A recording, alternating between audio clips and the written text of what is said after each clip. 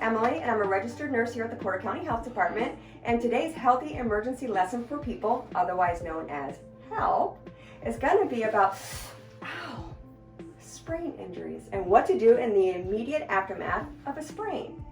So if you can remember this acronym, which is RICE, it'll greatly benefit from it after a sprain injury. So the first thing that you want to do, whether you're jumping in your truck and heading for emergency medical treatment or you're going to tend to it at home, is rest the area that's injured. So pushing on it, pulling on it, if you're lifting, if that causes increased pain or discomfort, you need to stop what you're doing. Then you need to think about ice. So if you have a really fancy freezer that gives you that nice crushed ice, or just ice cubes, and if you don't have any ice at all, just grab anything frozen from the freezer, but be sure to bring along a dish rag because you don't want to place anything ice cold directly on your skin. So before placing that, anything that you have on the area that's injured, whether it's the bracelets, the rings, tight clothing, you need to remove that because you're probably going to swell.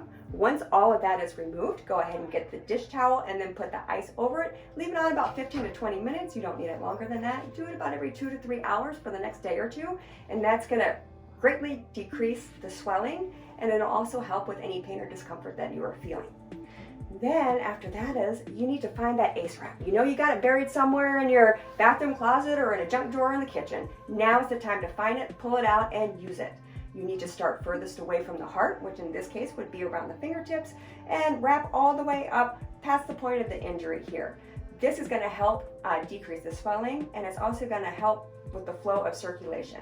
So you should still be able to feel your fingertips, move them, and you should start to feel a little bit of relief and pain from the compression on the injury site itself.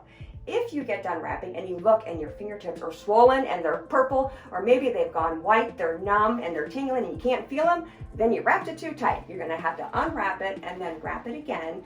Give it a nice firm wrapping, but not too tight where it restricts the blood flow. Also, you need to keep it elevated, and some of these steps can be done simultaneously. Elevating is really important because the blood flow will come back towards the heart here, decreasing that swelling right away. It'll also help with any throbbing or pain that you have in there. This is especially important to do at sleep because you want the elevation above the level of the heart. That is very key to this. So while you're sleeping, if you can prop it up on some pillows, that's going to help alleviate any pain or discomfort. The more that it's below, the more you're going to swell there. So the takeaway from this lesson today is to remember the acronym RICE: rest, ice, compression, and elevation. This can be used immediately after a sprain and help save you from additional pain, discomfort, and swelling. Until next time, we'll see you then. Thank you.